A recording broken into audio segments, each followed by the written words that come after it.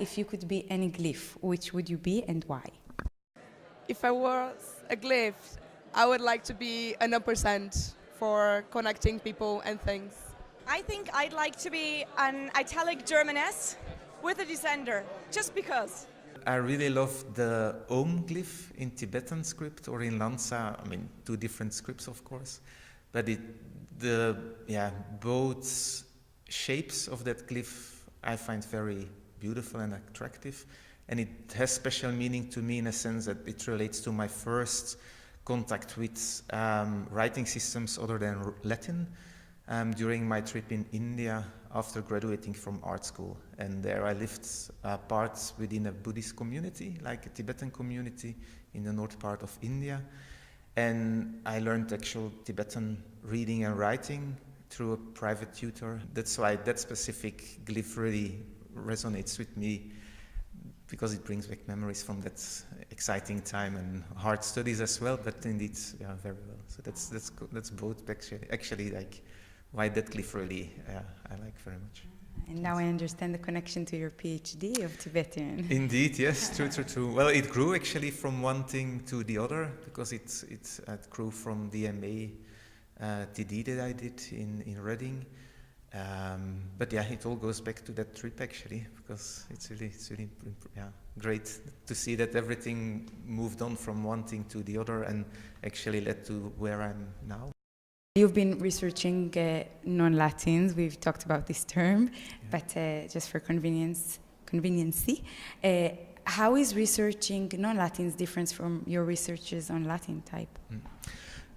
It depends the script you are researching, but the main difficulties I find is finding good resources, because on Latin script you've got quite already a lot of writings available throughout the history of typography, in a sense. So you can go back to what people have said or read, because all the publications are widely available. But most of the non-Latin scripts that I've been studying or researching actually lack written communication on the subject of typography and the transition from script into digital type or even printing type. So the most difficult part is actually finding the resources and actually doing research to find your own sources. So you really are, in a sense, sometimes doing pioneering work by actually meeting people, local people, but also people that work in libraries or collections abroad, like not only within their own specific countries.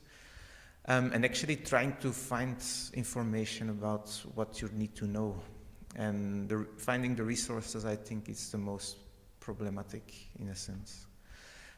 Also, obviously, because although that I can see the visual or have a visual understanding of the writing systems, I don't speak or understand all the languages. So if, for instance, some texts were written in the original text, say Tibetan or Mongolian, or the last Lansa, which is in Bhutan, I can't read them. So you always need to, well, completely sorry, you always need other people to have their translation of the texts to rely on, basically, if you find information. So, yeah. On the other hand, on Latin, so much was written, so your act of pioneering would be like less significant. No, yeah, true. Congratulations on the exciting announcement. You're you. going to be very busy 2 years from now. I think so, yes, indeed, because it's a lot of work, like organizing a conference and knowing what is needed to actually make it a successful one. But I'm very pleased that the proposal was accepted and that the ATypI community is coming back to Antwerp after 25 years. 25 years yes, was the last time. Yes, that's like the celebration will be in 2018.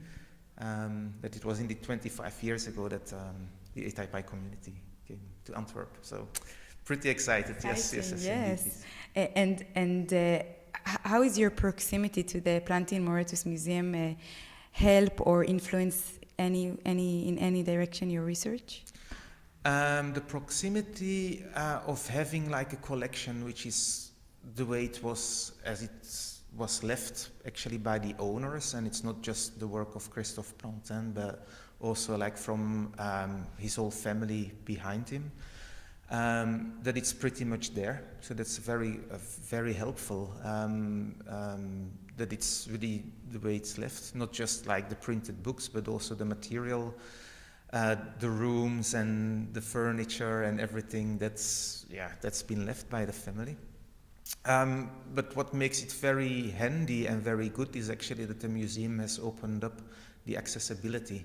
So actually, although that I live nearby, I live in the same city, but also other people can just come to the museum to have access to all the archival material that's in there.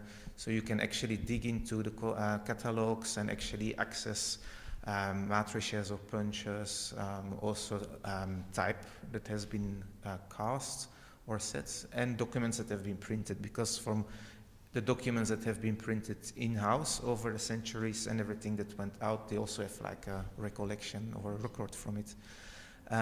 Other interesting material is, for instance, communication between the printer and the corrector, or the typesetter and the inker. That's corrections that need to be made, or disputes that have happened during like the printing process in the dark printing house at the time, and discussions about all the typefaces that were designed or not, how much it was costing and everything. So in that sense, it's an important resource basically to have access to first-hand material, up for your own interpretation, of course, because it's just factual that has been written down. But other than the work that Plantin and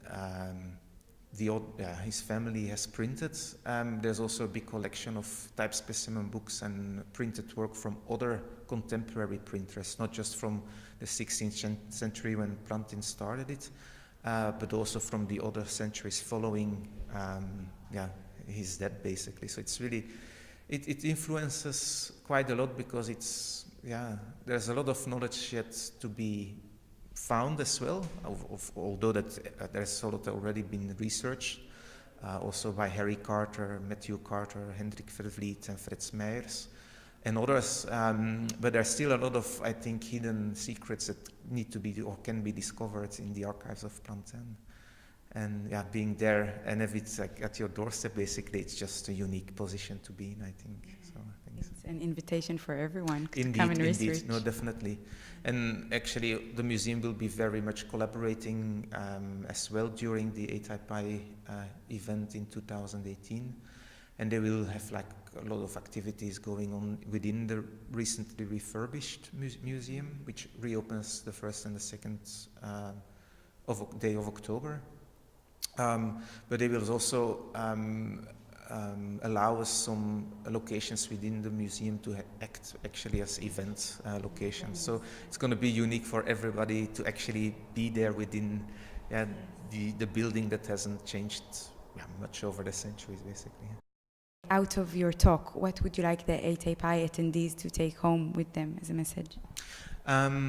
What I like them to take home is that I really believe that this reverse italic style is an extra medium or an extra type style that the graphic design world or the typographers world can use to really express a greater freedom in typography. So that's why I encourage all independent type designers, but also all type foundries, to actually consider even or think about designing this additional type weight or type style within their family.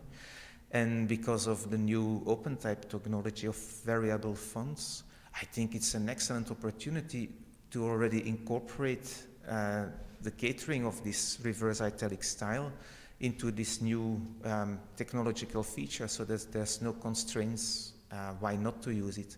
And it's, for me, basically like an extra freedom to create within the typographic world, rather than having like small or extended weights or italic and bold, just like an extra reverse italic, also in different weights from extra thin to extra tall and extended or super small. So I hope it takes off, and I really hope that that's something that also the people took from the talk, and also found some inspiration from all the examples that I showed over the centuries, because some of them are not that easily accessible or available, so that's a bit what I hope that the attendees will take away from it.